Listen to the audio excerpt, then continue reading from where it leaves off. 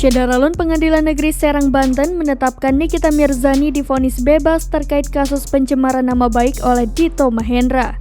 Hal tersebut diputuskan oleh Ketua Majelis Hakim Dedi Adisaputra dalam persidangan dengan agenda pembacaan putusan di Pengadilan Negeri Serang, Banten pada Kamis 29 Desember 2022. Dilansir dari Tribun Banten, sang pelapor yaitu Dito Mahendra mangkir dari persidangan sebanyak 4 kali. Menurut pantauan Tribun Banten, tangis Nikita Mirzani begitu keras sambil menutupi kedua tangannya. Selain itu, sejumlah polisi wanita yang berjaga di ruang sidang memberikan minuman yang menenangkan Nikita.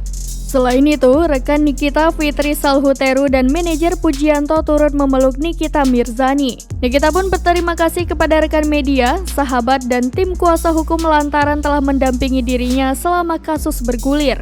Dito Mahendra kembali mangkir dan tak datang ke sidang kasus pencemaran nama baik yang membuat Nikita Mirzani menjadi terdakwa. Seharusnya Dito Mahendra hadir bertemu Nikita Mirzani di Pengadilan Negeri Serang pada Kamis 29 Desember 2022. Ini merupakan keempat kalinya Dito Mahendra, sosok yang melaporkan Nikita Mirzani, mangkir dari sidang tersebut. Rencananya, sidang pada hari Kamis ini beragenda pemeriksaan saksi atau pembuktian dari Jaksa Penuntut Umum.